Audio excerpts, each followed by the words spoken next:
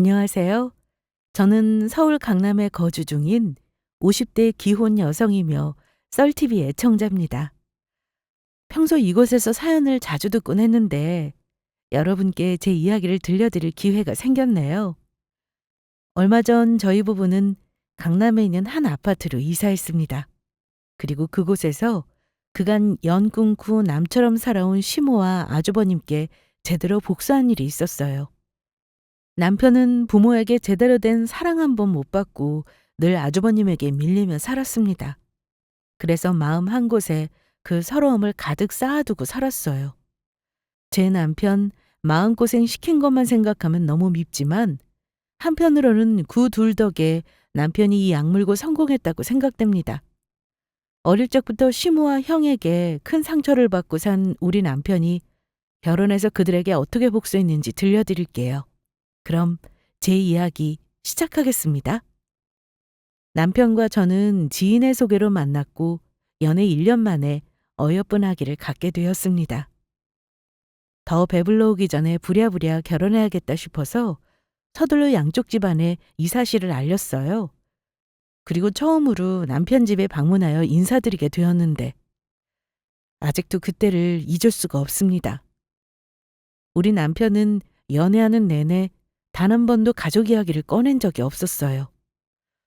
그래서 어떤 분들일까 궁금한 마음 반, 설렘 반, 떨림을 안고 시댁으로 들어갔습니다. 그러다 알게 되었죠. 남편이 왜 가족 이야기를 꺼내지 않았는지. 그 이유를 아주 정확하게 알게 되었습니다. 제대로 된 음식 대접은커녕 별 관심 없다는 둥 알아서 결혼하라는 반응만 집안을 가득 채웠어요. 그래, 네가 결혼하겠다는 애가 저 아가씨니? 네. 보는 눈하고는 집안도 능력도 별 볼 일 없구만. 뭐 좋다고 결혼한대? 우리 두 사람 앞에서 시부모님과 아주버님이 앉아 있었는데 별 관심 없는 듯 거들떠보지도 않았어요. 가족들의 무관심에 남편은 고개를 숙인 채 앉아 있었고 저는 그 옆에 죄인 마냥 무릎 꿇고 앉아 있었습니다. 시모는 제 배경과 직업을 듣자마자 뭐 이런 별 볼 일 없는 애랑 결혼하냐면서 마음에 안 든다는 티를 팍팍 냈어요. 그러자 잠자코 듣고만 있던 남편은 어차피 관심도 없으면서 누굴 만나든 뭐가 중요하냐고 했습니다.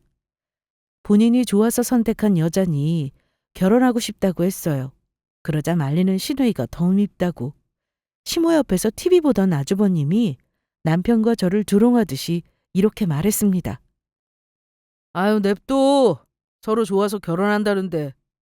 내가 봤을 땐 딱 본인한테 걸맞은 여자 데려온 것 같은데. 제가 배운 게 있어? 뭐 있어? 가방끈 짧고 직장도 후진데 어떤 여자가 시집 오려고 해. 능력 있는 며느리는 내가 데리고 올 테니까 쟤는 제 분수에 맞는 여자랑 결혼시켜.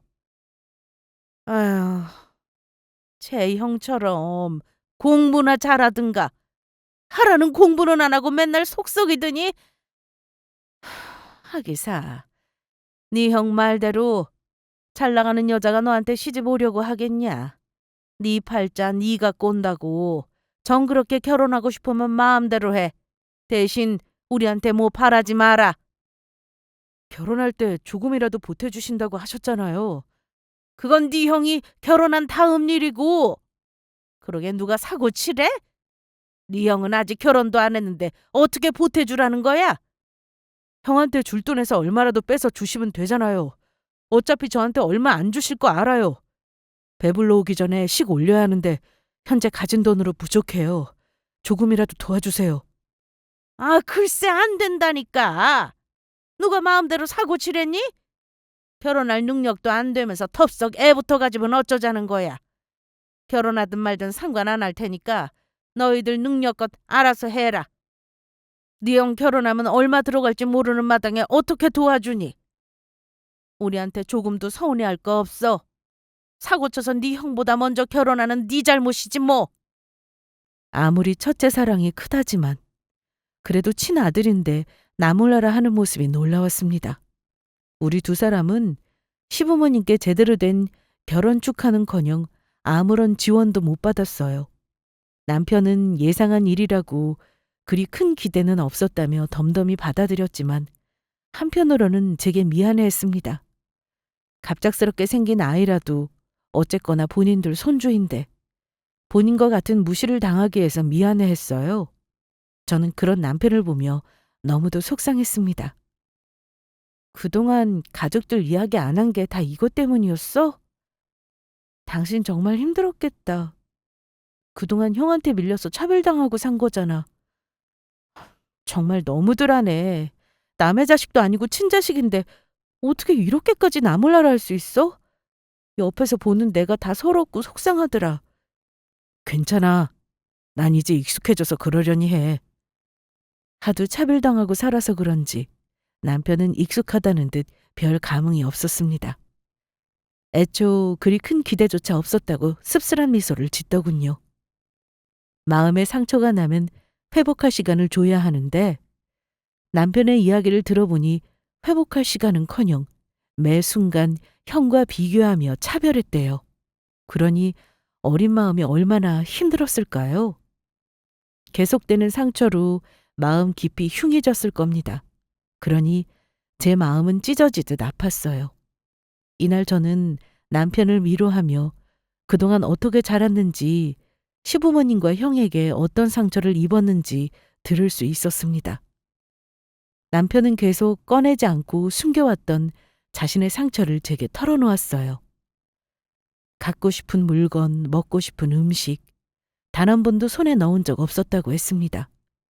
죄다 형이 입던 옷과 물건을 물려받고 형은 항상 새 걸 손에 넣었대요. 어린 마음에 그게 그렇게 부러웠다고 했습니다. 그러다 나중에는 항상 부모에게 인정받은 형의 모습이 부러웠다고 했어요.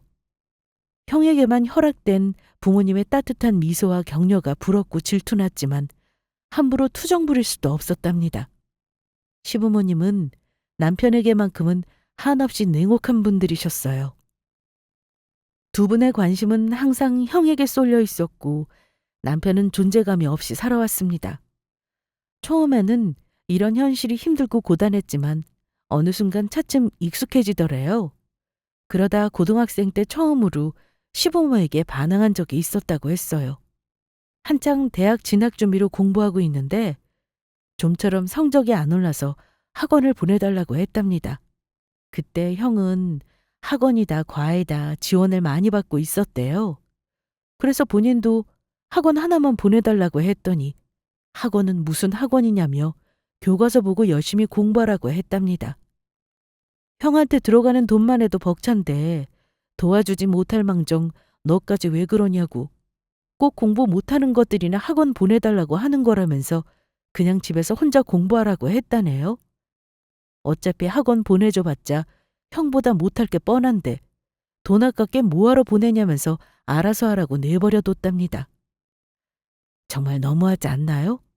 어떻게 부모가 자식을 나 몰라라 포기할 수 있죠?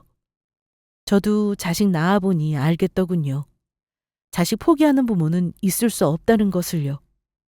솔직히 공부머리는 형보다 남편이 더 좋았대요. 그러나 남편한테 별 관심이 없던 시부모님은 그 사실조차 모르고 죽어라 형만 밀어준 거죠.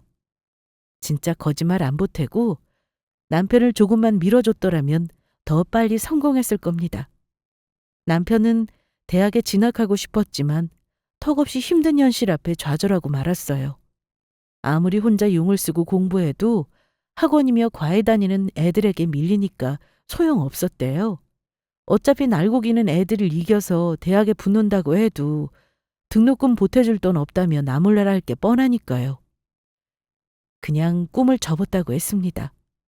그때부터 공부에 손을 놓고 기술이나 배워서 돈이나 벌자. 그래서 이 지긋지긋한 집에서 탈출하자 라는 마음밖에 없었대요. 하루빨리 돈 벌면서 암울했던 본인의 인생이 조금이나마 밝아지지 않을까 기대하는 마음으로 취직해서 열심히 일했는데 어느 순간 깨달았답니다.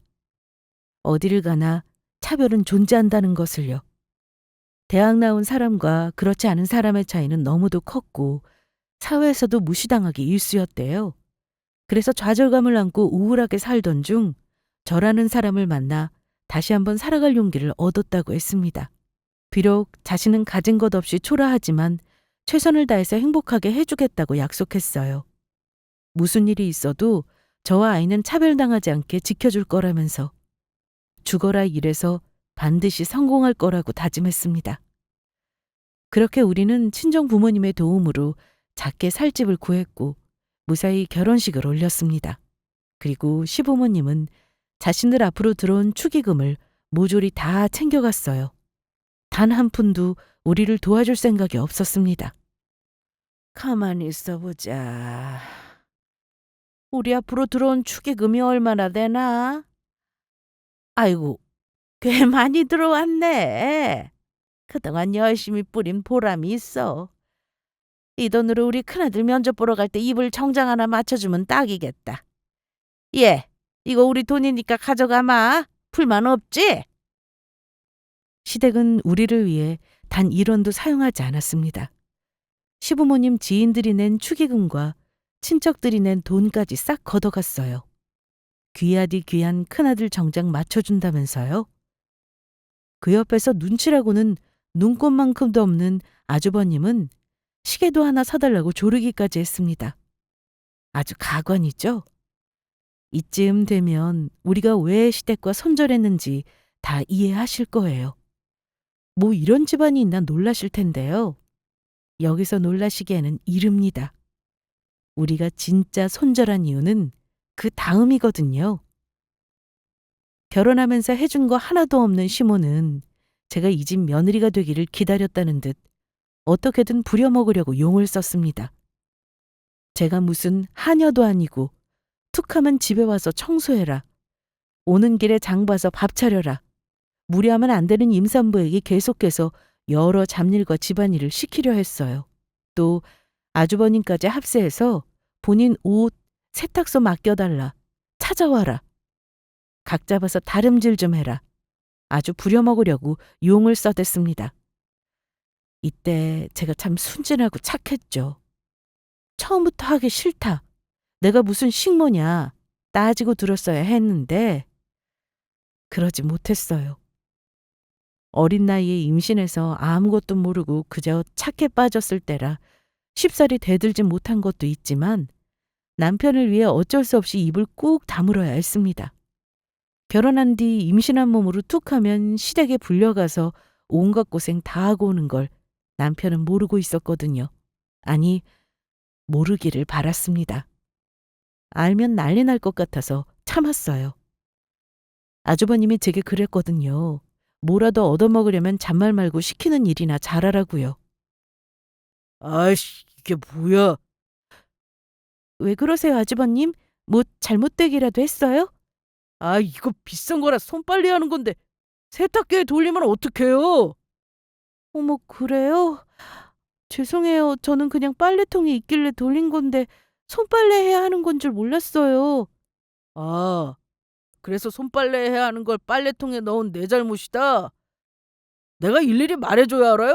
아니, 딱 보면 모르냐고. 누가 봐도 옷감이 다르잖아요. 죄송해요. 제가 새로 사드릴게요. 사주긴 뭘 사줘. 사줄 돈이나 있고 이게 얼마짜린 줄 알고 사준대. 아, 됐고. 앞으로 빨래할 때 일반 세탁인지 손세탁인지 나한테 확인하고 빨래요. 아이씨, 뭐 하나 제대로 하는 게 없어. 우리 집안에 잘하면 내가 부모님께 말씀드려서 뭐라도 챙겨준다고 한 말 기억하죠? 이런 식으로 굴면 진짜 국물도 없어요. 그나마 부스럭이라도 물려받아서 동생 도와주고 싶으면 일 똑바로 해요. 알겠어요? 아이씨, 짜증나. 아주버님이 뭐라도 챙겨준다는 말에 서럽고 힘들어도 꾹 참았습니다. 시부모님 돌아가실 때 남편한테 뭐라도 물려주면 아, 그래도 자식이라고 마지막에 이렇게 챙겨주는구나 생각할 수 있잖아요. 그럼 남편이 그간 받은 상처가 조금이나마 옅어지지 않을까 싶었습니다. 그러나 이때는 알지 못했죠. 이게 남편을 위한 행동이 아니었다는 것을요. 이걸 깨닫기까지는 그리 오래 걸리지 않았습니다. 막달이 되었을 때 시모가 친구에게 하는 말 듣고 그간 참았던 서름이 확 터지고야 말았어요. 한껏 무거운 몸을 움직이며 힘들게 시댁장을 봐서 들어갔는데 글쎄, 시모가 친구랑 통화를 하고 있더군요. 처음부터 들으려고 한 건 아니지만 어쩌다 보니까 타이밍 맞게 제 이야기 하는 걸 듣게 되었어요. 시모는 전화통화로 저를 며느리가 아닌 하녀라고 말하더군요. 시장 가려고 저녁거리 사러 가나 보네. 아이, 나야 시장 갈 일 뭐 있어. 우리 집 가정부가 다 알아서 하는데. 막내 결혼해서 며느리 들어왔는데 난 걔가 가정부처럼 부려먹고 있잖아. 입으로 이거 해라 저거 해라 시키니까 편한 거 있지. 나랑 우리 큰애는 그냥 하녀처럼 필요할 때마다 요긴하게 부려먹고 있어. 임신한 게 뭐 어때서? 임신부가 뭐 벼슬도 아니고.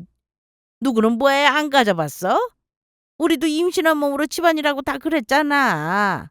능력 없는 주제에 우리 집안 며느리로 들어왔으면 그에 걸맞게 굴어야지.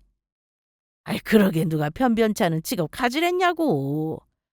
아이, 결혼하고 배 많이 불렀다면서 일 관두고 집에 딱 눌러 앉아있길래 잘됐다 싶어서 이리저리 굴리고 있지. 다른 집 며느리는 잘 나가서 용돈도 잘 챙겨준다는데 우린 클렀어.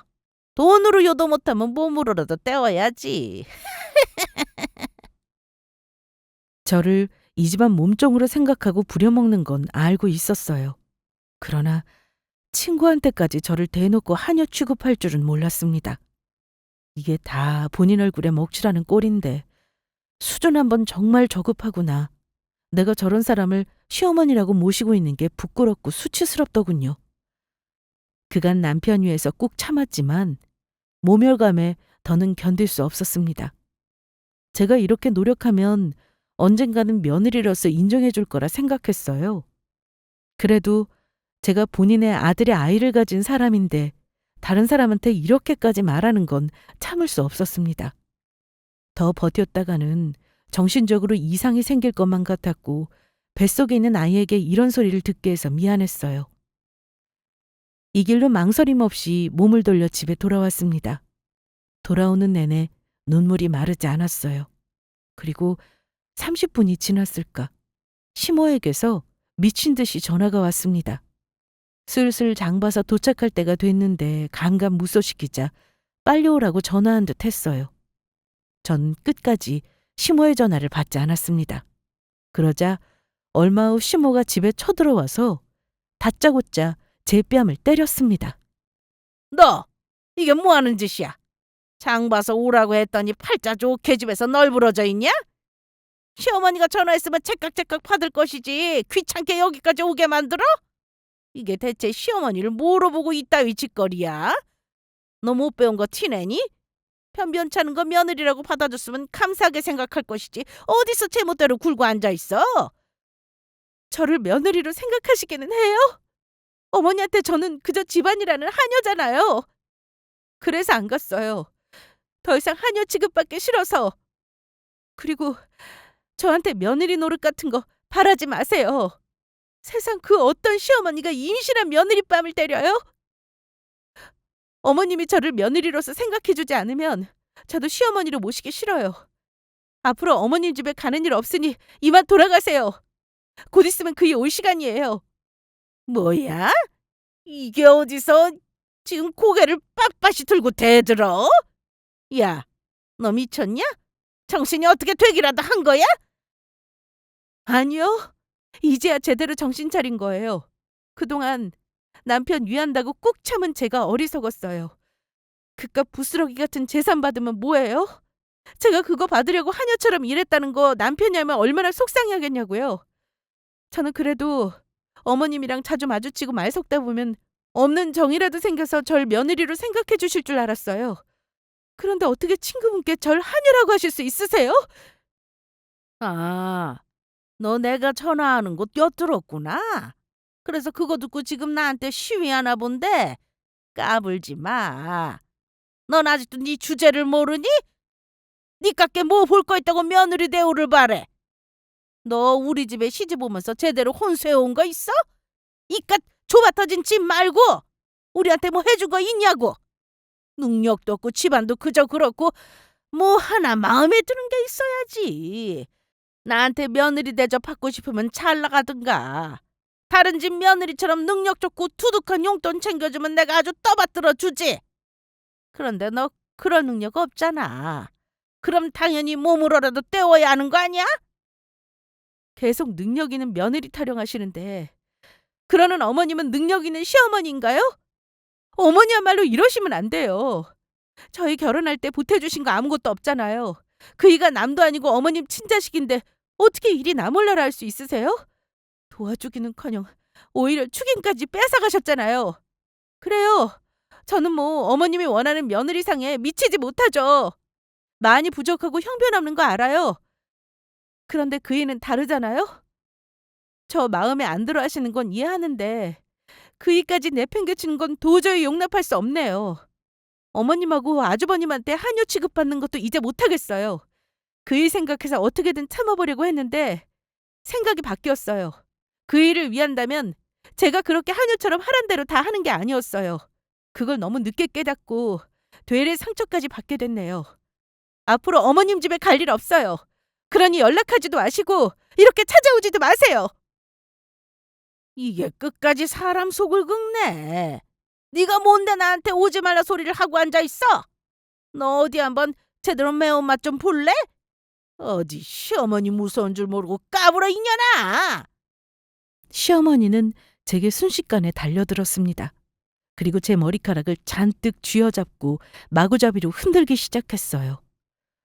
몸이 무거워서 중심을 잡기 힘들더군요. 이리저리 끌려다니며 가구에 배가 부딪히지 않게 필사적으로 보호했습니다. 그러던 중 퇴근하고 돌아온 남편이 이 광경을 목격하게 됐고 서둘러 시모에게서 저를 떼어놨어요. 지금 뭐 하시는 거예요? 보면 몰라? 이게 정신 못 차리고 까불어서 제대로 교육하는 중이다. 왜? 이 사람이 뭘 잘못했다고 이러세요? 그것도 만삭인 사람한테. 내가 아무 잘못도 없는데 괜히 이러겠어? 이게 다 며느리 교육하는 과정이니까 넌 잠자코 빠져 있어. 아, 글쎄. 그만하세요. 이러다 뱃속에 아이라도 잘못되면 책임지실 거예요? 뭐? 너 지금 나한테 대드는 거니? 난 네 엄마야. 어디 엄마 앞에서 지 아내 편을 들고 있어? 안 봐도 비디오죠. 이 사람이 잘못해봤자 뭐 얼마나 잘못했겠어요. 내가 엄마를 모르는 것도 아니고 아무것도 아닌 일로 트집 잡아서 괴롭히는 거 다 압니다. 이 사람 잘못 없다는 거 알지만 만약 있다고 하더라도 다 그만한 이유가 있었겠죠. 그러니까 그만하고 돌아가세요. 남편은 잔뜩 열올라 펄쩍 쥐는 신모를 집 밖으로 쫓아냈습니다. 나이에 무색할 정도로 힘이 팔팔하더군요. 어찌나 고래고래 소리치면서 안 나가려고 버티든지 겨우 시모를 쫓아내고 저는 다리에 힘이 풀려 그 자리에 주저앉았어요. 그리고 남편은 걱정스러운 표정으로 제게 다가와서 괜찮은지 살펴봤습니다. 대체 뭐 때문에 머리끄덩이를 잡힌 거냐고 물어봤고 저는 망설이다 그간의 일들을 모두 털어놓았어요. 당신을 위해서도 우리 아이를 위해서도 더 이상 한유 취급 당하는 게 싫었어. 그래서 앞으로 안 간다고 하니까 이렇게 된 거야. 미안해. 그동안 당신 몰래 시댁 드나들어서 당신이 절대 혼자서 시댁하지 말라고 신신당부했는데 그 말 안 듣고 당신 미안답시고 바보같이 굴어서 정말 미안해.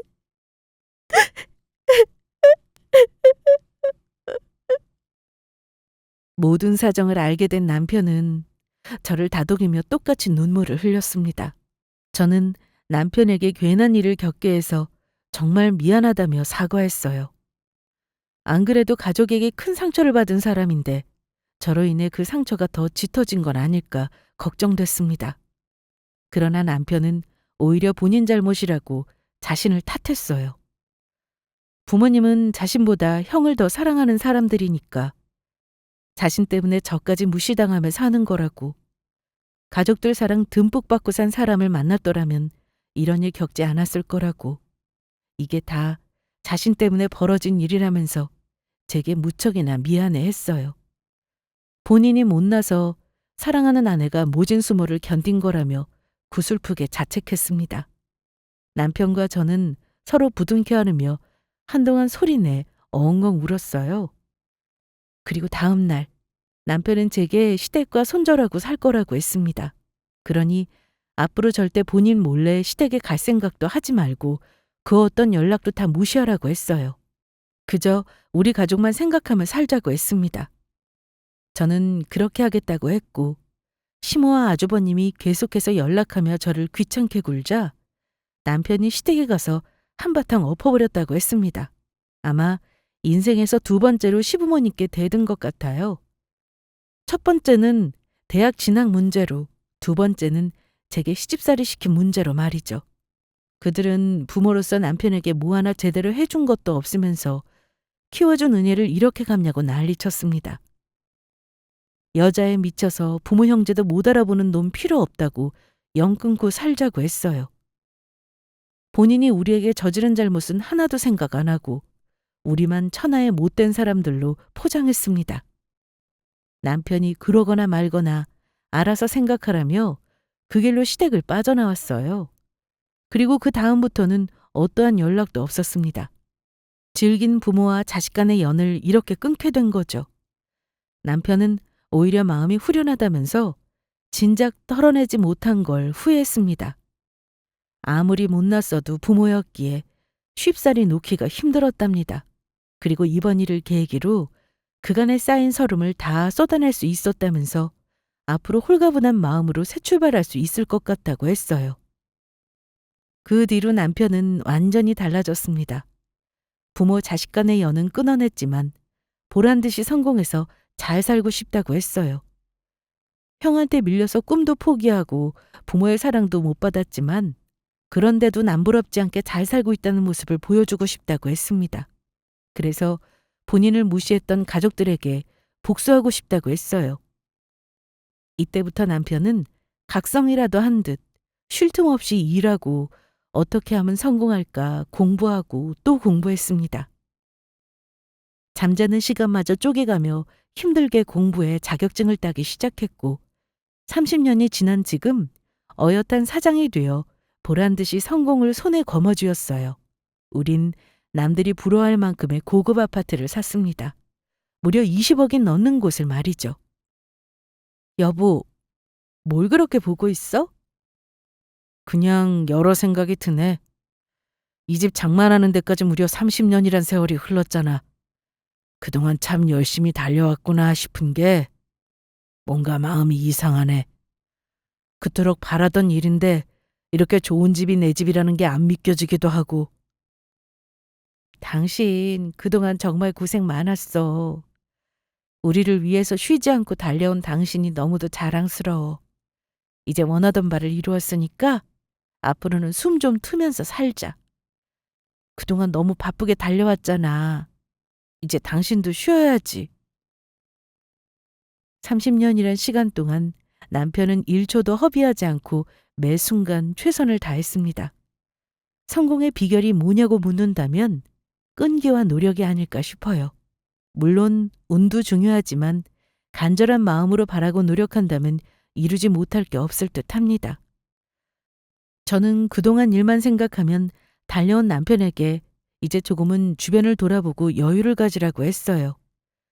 그렇게 우리 부부는 완공이 코앞에 다다른 우리 집을 바라보며 또 다른 행복을 꿈꿨습니다. 그러던 어느 날 이사 준비로 바쁜 나날을 보내던 중 생각지도 못한 전화가 걸려왔어요. 바로 시부의 부고 소식이었습니다. 나다. 아버지 돌아가셨으니까 와서 인사드려. 아무리 영 끊고 지냈어도 널 낳아주신 아버지야. 와서 마지막 인사는 해야지. 아버님이 돌아가셨다는 소식을 듣고 남편은 깊은 생각에 잠겼습니다. 저는 남편에게 원하는 대로 하라고 했어요. 가고 싶으면 가고 조금이라도 마음이 불편하면 안 가도 된다고 했습니다. 그 누구도 자식의 도리를 다하지 않았다며 손가락질할 일 없다고 했어요. 그러자 남편은 곰곰이 생각하다가 저더러 같이 가자고 했습니다. 부친의 죽음에 슬픈 감정은 없지만 그래도 마지막 가시는 길에 인사 정도는 하고 싶다고 했어요. 저는 알겠다며 장례식장에 갈 준비를 했고 우리는 30년 만에 시댁 식구들을 만나러 갔어요. 장례식장에 도착하니 많이 늙은 시모와 아주버님이 보였습니다. 부모 자식 간에 연 끊자고 하더니 여긴 뭐하러 왔냐며 시모는 못마땅한 표정을 지었어요. 아주버님은 그런 시모 옆에 서서 우리 부부를 위아래로 훑어봤습니다. 오랜만에 보는 시모의 표독스러운 얼굴. 세월이 많이 흘렀어도 그놈의 심보는 여전하더군요. 우리는 그러거나 말거나 아버님의 영정사진 앞에 서서 절은커녕 묵묵히 사진 속의 아버님을 쳐다볼 뿐이었습니다. 끝까지 절하지 않고 쳐다보다가 대접해준 육개장을 먹으며 오랜만에 이야기를 나누게 되었어요. 그러다 알게 되었습니다. 연 끊고 지내자고 할 때는 언제고 갑자기 부고 소식은 왜 알린 건지 그 이유를 알게 되었어요. 이게 얼마만이야? 그동안 잘 지냈냐? 부모 형제 연 끊고 지내니까 살만하디? 어째 때깔이 더 좋아진 것 같냐? 하긴 뭐 우리도 잘 살았지. 근데 옷은 그 옷 뭐냐? 오랜만에 보는 거라고 힘 좀 줬네. 딱 보니까 명품 같은데. 너 이거 어디서 빌렸냐? 안 봐도 비디오지. 그렇게라도 해서 잘 사는 쪽 굴고 싶었어? 마음대로 생각해. 진짜 내 거라고 해도 안 믿을 거잖아. 내 입 아프게 해명하기도 싫어. 이야, 너 진짜 달라졌다. 우리한테 꼼짝도 못하던 게 아주 기세등등해졌네. 여자 하나 잘못 만나서 부모고 형이고 다 내팽개치더니 이게 뭐냐? 아버지 임종도 못 지키고. 연 끊은 마당에 임종은 무슨 임종? 이렇게 와서 인사드리면 됐지. 그래, 낳아주고 키워준 은혜도 모르고 잘하는 짓이다. 아직도 그 공장 다니냐? 너 이제 나이도 있으니까 슬슬 퇴직할 때 됐겠네. 너 임마 그때 그러지만 않았어도 내가 너 챙겨줬을 거 아니야. 나 꽤 잘 나가거든. 안 그래도 이번에 부장으로 진급해서 연봉 한 1억 정도 받아. 너는 고졸에 듣도 보도 못한 공장 다니니까 연봉이 대략 3천 정도 되려나? 사람 무시하는 건 여전하네. 이러려고 불렀어? 연봉 1억 받는 거 자랑하려고? 아니 뭐 여러모로 어떻게 지내는지 궁금하기도 하고. 그래도 아버지인데 돌아가신 건 알려야지. 겸사겸사 그동안 얼마나 힘들게 지냈나 근황도 들을 겸 오라고 했어. 봐 임마. 형 부장 달고 연봉 1억 받으니까 태가 다르지 않냐? 그러게 나처럼 공부라도 잘하든가. 이게 뭐냐? 어디서 본 건 있어가지고 옷이나 빌려 입고. 너 지금 우리 가족이랑 연 끊은 거 엄청 후회되지? 아마 땅을 치고 후회할 거다. 그나마 비비고 있었으면 부스럭이라도 떨어졌을 텐데. 아유, 지난 날이 원망스럽지? 거 봐요, 재수씨. 내가 뭐라고 했어요? 우리 말 잘 들으면 그게 다 내 동생한테 좋은 거라고 했죠? 결국 우리 말 안 듣더니 이게 뭡니까? 우리가 얼마나 성공했는지도 모르고 본인 연봉 자랑하면서 으스대는 꼴을 보고 있자니 가소로웠습니다. 우리 부부는 조금의 동요도 하지 않고 그저 여유로운 미소를 띄었죠. 그러다 남편이 제대로 보여줘야겠다고 생각했는지 시모와 아주버님에게 언제 집으로 한번 오라고 했어요. 마침 다음 달이면 이사하는데 집 구경 시켜줄 테니 시간 내서 오라고 했습니다. 그러자 아주버님은 콧방귀 뀌면서 어이없는 목소리로 말했어요. 집 구경? 이제서야 월세 벗어나고 집정만 한 거야? 보나마나 낡은 아파트겠지? 그것도 어렵게 대출 껴서 구한 아파트. 너 우리랑 연 끊지만 않았어도 그런 아파트 진작에 사고도 남았어.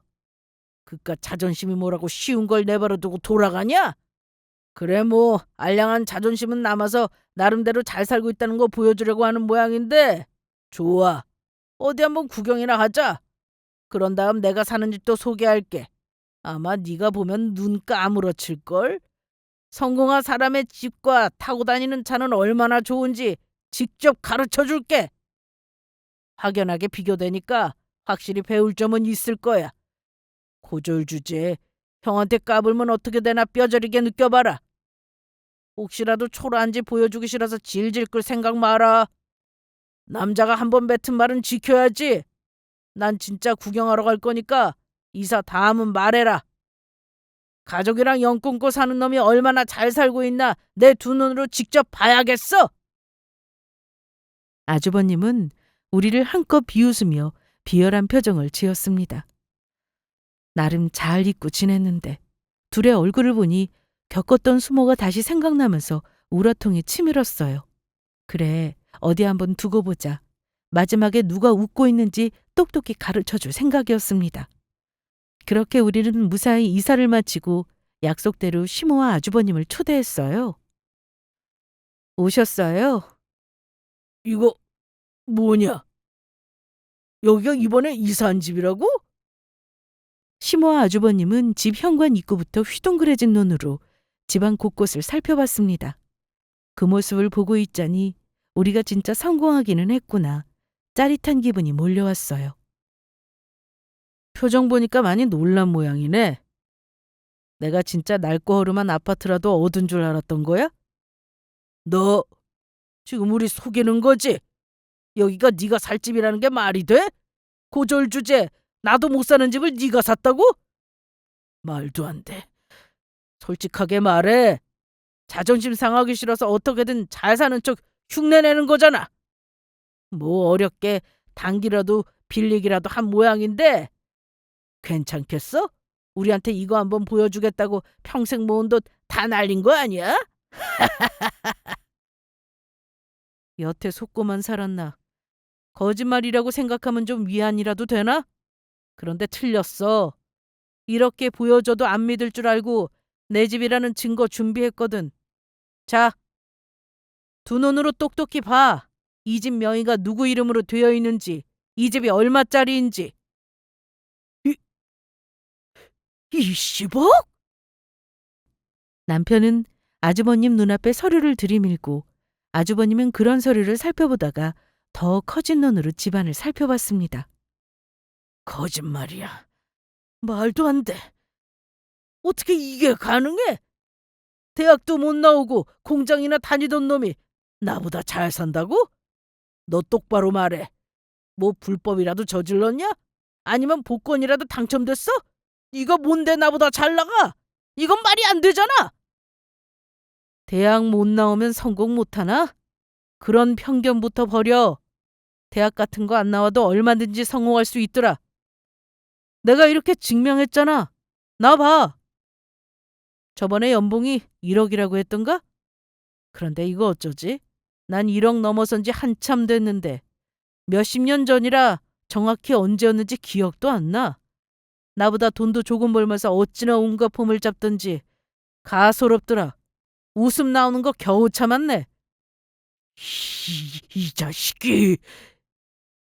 내가 어떻게 성공했는지 궁금하지? 그날 부모 형제 영 끊고 악착같이 돈 벌었어. 어떻게든 성공해서 잘 사는 모습 보여주려고 늦은 나이에 공부까지 했다? 비록 이 집 장만하는데 시간은 좀 걸렸지만 결국은 해냈어. 난 더 이상 예전의 내가 아니야. 가족한테 복수할 마음으로 죽으라 노력하니까 어느 순간 사장 자리에 앉아있더라. 그렇게 부모 사랑 독차지하고 나한테 모든 걸 뺏어가더니 겨우 그거밖에 안 돼? 연봉 1억이 웬 말이야. 학원이며 과외며 부모님 지원 다 받으면서 대학 들어갔으면 나보다 잘 살아야지. 어떻게 된 게 고졸 동생보다 못하냐? 너 그 입 안 다물어? 어디서 하늘 같은 영을 무시하고 버릇없이 굴어? 아유, 내가 저런 걸 낳고 미역국을 먹었으니 이렇게 비싼 집 살 정도로 잘 나갔으면 진짜 연락했어야지. 네 아버지 돌아가시 전에 잘못했던 거 용서 구하고 여행이라도 보내드렸으면 얼마나 좋았겠냐고. 아니면 용돈이라도 두둑하게 챙겨주든가. 가족 무시하고 너만 잘 사면 그만이라 이거야? 무슨 가족? 당신들이 나한테 가족이었던 적이 있었나? 낳기만 했지. 제대로 된 부모 노릇 한 적 한 번도 없잖아요. 부모 같지도 않은 사람들한테 내가 왜 여행 보내주고 두둑한 용돈을 챙겨줘야 하는 거지? 착각하는 모양인데 낳았다고 다 같은 부모가 아니에요. 내가 뭐 때문에 성공했는데 날 무시한 당신한테 복수하려고 악착같이 노력했어요. 그런데 그걸 당신들과 나누라고? 당신이란 사람 정말 대단합니다. 그나마 남아있던 티끌만한 저까지 다 털리게 하네요. 뭐 하나 제대로 해준 거 없으면서 자식의 도리 같은 거 운운하지 마세요. 당신은 나한테 그럴 자격 없잖아. 그리고 형도 마찬가지야. 그 나이 먹고 아직까지 나한테 잘난 척 유세 떨고 싶어? 솔직히 나이 먹고 조금은 달라졌을 줄 알았어. 어떻게 지내나 궁금하기도 했고 내가 이렇게 성공했다는 거 보여주고 싶어서 간 건데 역시 잘 간 것 같아. 두 사람 모두 달라진 거 없이 여전하더라. 그래서 더 고맙더라고. 그래야 내가 더 성공하는 걸 알았을 때 뼈저리게 후회할 테니까. 통쾌한 복수의 맛을 알게 해줘서 고마워. 그러게 그때 정신 차리고 우리한테 잘했더라면 부스럭이라도 주워 먹었을 거 아니야? 뭐? 부스럭이? 야, 내가 그따위 거나 주워 먹을 사람 같냐? 너 아니어도 충분히 잘 살고 잘 살아. 이거 왜 이래? 20억짜리 아파트에서 산다고 유세 떨지 마. 이게 영원할 것 같아? 내가 너 바닥으로 추락하는 거 꼭 지켜볼 거야. 부모 형제 영 끊은 놈이 잘 살면 안 되지. 하늘도 나와 같이 분노할 거다. 그래, 어디 한번 실컷 분노해. 그래봤자 난 더 높이 올라갈 거니까. 그럼 집 구경 다 했으면 이만 나가줄래? 아들하고 외식하기로 해서 나가봐야 하거든. 내가 잘 사는 모습도 보여줬고 원하던 복수도 시원하게 했으니 이제 미련 없어. 멀리 안 나갈게. 앞으로도 지금처럼 쭉 연 끊고 지내자고. 아, 혹시나 해서 말해두는 건데 엄마 돌아가시면 연락하지 마. 아버지 장례식장 갔던 거 마지막 인사드리러 간 게 아니라 당신이 무시한 아들 이렇게 잘 살고 있다는 거 보여주려고 간 거였거든. 엄마는 두 눈으로 직접 확인했으니까 이제 볼 일 없어. 어서 내 집에서 나가. 비싼 집 더럽히지 말고. 남편은 자존심 센 아주버님을 계속해서 자극했고 참다 못한 아주버님은 남편에게 달려들었습니다. 저는 놀라서 바로 경찰에 신고했고 아주버님과 시모는 도착한 경찰들의 손에 이끌려 나갔습니다. 남편은 바로 진단서를 떼서 폭행으로 아주버님을 고소했어요. 합의금을 아주 세게 불렀습니다. 그러자 욕하며 난리 피우던 모습은 온데간데 없이 사라지고 제발 선처해달며 꼬리를 내리더군요. 나중에 알고 보니 연봉 1억은 무슨. 사업하다 실패하고 힘들게 살고 있었어요. 시부가 물려준 재산까지 야무지게 말아먹었더군요. 그래놓고 저희 앞에서 잘 사는 척 오기 부린 거였습니다. 부장 승진의 연봉 1억이라는 거짓말까지 하면서 말이죠.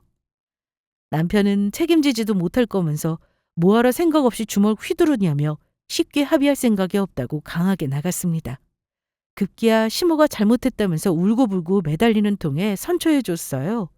대신 다시는 우리 앞에 얼씬거리지 않는다는 약속을 받아냈습니다. 그러나 사람이라는 게 참 간사해요. 마치 우리가 동아줄 같았는지 어떻게든 뭐라도 떨어질까 주위를 맴돌았습니다.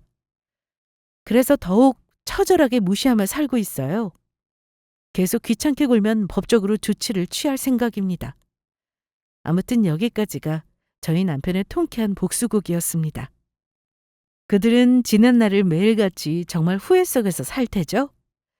우리는 앞으로도 지금처럼 위를 향해 나아갈 겁니다.